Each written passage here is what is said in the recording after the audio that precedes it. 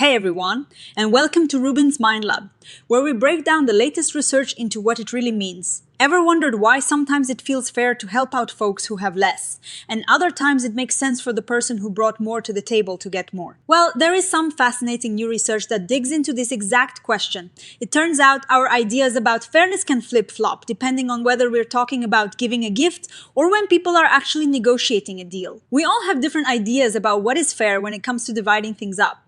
Sometimes we think it is right to try and make things more equal, especially for those who have less. Think about donating to charity or giving a helping hand. Other times we might think it is fair to reward someone for their effort or what they bring to the table, like a merit-based scholarship or a bonus for a job well done. But how do we decide which fair principle to use? This is where the new study comes in. It looks at two main ideas about fairness. One is about helping those who are disadvantaged. The other, which is newer, comes from theories about how rational people would make agreements. Imagine two people are going to make a deal. If one person has a better option, if the deal falls through, they have more power. These new theories suggest that in a negotiation, the person with more power should get more. And that is considered fair because they could get more on their own. This might seem a bit surprising, right? Why would fairness sometimes lead to more inequality? Often called a rich get richer scenario. But a lot of research has shown that people do support outcomes where some get more. On the flip side, there's also a huge amount of research showing we lean towards wanting equality or helping the less fortunate. So, when do we lean towards helping the disadvantaged? And when do we favor the person with more bargaining power? The researchers here propose a key difference. It depends on whether the situation is a negotiation or a donation.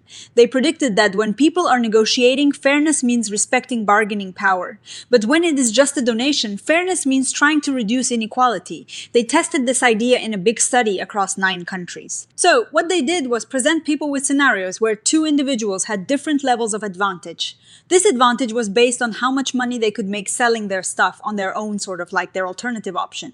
If they didn't team up then, they looked at how people judged the morally best way to split a shared reward. They compared two main situations. In the first situation, called the donation condition, a third party was deciding how to split a prize of 100 coins between the two individuals. There was no negotiation happening here. The other situation was a negotiation condition where the two individuals could team up to get a bigger reward, but they had to agree on how to split it. Here, their original advantage, or what they could make on their own, became their bargaining power. Let's look at what happened. In the donation condition, when people were just deciding how to give away money, their fairness judgments actually favored the person who had less of an advantage or a lower alternative option. They wanted to reduce the inequality. This means if one person could make 10 coins on their own and the other could make 40. The person who could only make 10 was likely to get a bigger share of the donation. It's like they thought, this person needs more help. But then, in the negotiation condition, something dramatically different happened. The fairness judgments completely flipped. Now, the person with the higher advantage, the one who could make more on their own, was judged to deserve more of the shared reward. It was like, this person has more power, so they should get more. This happened across all the countries they studied. What's really striking is how well these judgments in the negotiation scenarios could be predicted by classic formal bargaining models, the kind of math that economists use to figure out what rational people would agree to in a deal.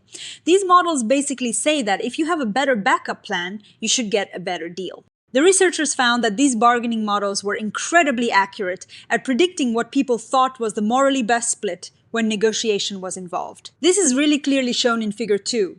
On the left side, you see the negotiation results where the line representing the bargaining model closely follows what people thought was fair, favoring the person with more power. On the right side, for the donation condition, the lines show that people favored the disadvantaged party, going against the bargaining models. And this wasn't just a small effect. Table S1 shows the statistical details. And for the negotiation conditions, the numbers consistently show that having a higher bargaining power or disagreement payoff led to a significantly higher share of the money. For example, in the negotiation condition, a higher disagreement payoff led to an average increase of around 28 to 30 coins for that person. Conversely, in the donation condition, a higher outside price, which didn't translate to bargaining power, led to a decrease in the share by around 17 to 18 coins. The researchers crunched a lot of numbers and looked at different models to explain these judgments.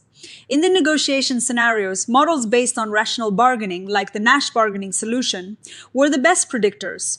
But in the donation scenarios, it was models based on equality or redistribution that best explain people's judgment. Figure 5 really drives this point home. Look at the blue bars for the negotiation condition.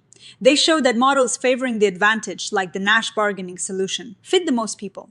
Now look at the red bars for the donation condition. They show that models favoring the disadvantage, like the redistributive principle, fit the most people. This pattern held true across all the countries tested. So, what does this all mean? The big takeaway is that our sense of fairness is really flexible and depends on the situation. Outside of negotiations, when it is about simply dividing resources or giving aid, we tend to lean towards fairness principles that reduce inequality and help the disadvantaged. But the moment negotiation comes into play, and where having a better alternative option gives you more power, our fairness intuitions shift.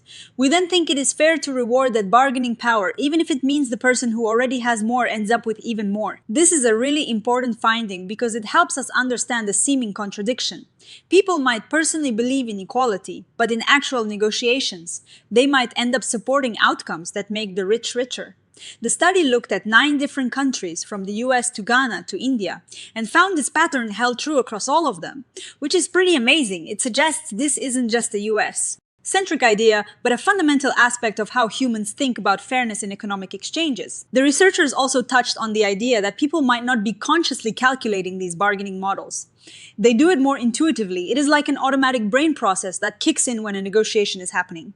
They even found that in some cases where a 50-50 split would make everyone better off, participants still favored splits that were more unequal, aligning with bargaining power. This suggests that the pool of rewarding bargaining power is strong, even when an equal split isn't directly harmful. Now, like all good science, this study has some limitations. First, they focus mainly on bargaining power derived from outside options. In real life, fairness judgments are influenced by many other things, like merit, effort, need, or pure luck.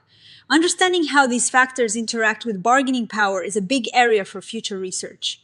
Second, all the participants were recruited online. While they did a great job of getting people from many countries, there are still commonalities among online participants, like English proficiency and internet access. More research in diverse real-world settings would be valuable. Finally, these are abstract scenarios. Real-life negotiations are often repeated, involve personal relationships, and have many more complexities that could change fairness judgments. Despite these limitations, the core finding is powerful and quite consistent. Our moral judgments about fairness are incredibly sensitive to whether we're in a negotiation context or simply observing a donation. When opportunities for mutual gain exist because someone is willing to give up their best alternative, our sense of fairness shifts to accommodate and even reward that bargaining power. This helps explain why we might simultaneously support welfare programs and unequal market outcomes. Both could be expressions of a moral psychology that adapts to the context, recognizing the need for redistribution outside of bargaining, but valuing the compensation of cooperation partners for their opportunity costs when bargaining is on the table. It is really interesting to think about what this means for our everyday lives. When you are negotiating a salary, buying a car, or even deciding how to split chores with a roommate, understanding this dynamic could be super helpful. If you have a strong alternative, you have more bargaining power. While the research shows people tend to think it is fair for the person with more power to get more in the negotiation, it also suggests that many people still recognize the moral appeal of an equal split. It is a balancing act, perhaps. So, for the next time you find yourself in a negotiation, or even just observing one, think about these underlying fairness intuitions. Are you prioritizing reducing inequality, or are you respecting and rewarding bargaining power? This research suggests that in the realm of negotiation, our moral compass might point towards favoring the person who brings more to the table. It is a complex, nuanced look at fairness that has real implications for how we interact and make decisions. What did you think about these findings? Does this align with your own experiences or intuitions about fairness? Let me know in the comments below. And if you found this breakdown helpful, please give this video a thumbs up. Subscribe to Rubin's Mind Lab for more science explained simply, and hit that notification bell so you don't miss our next episode. Thanks for watching, and I'll see you in the next one.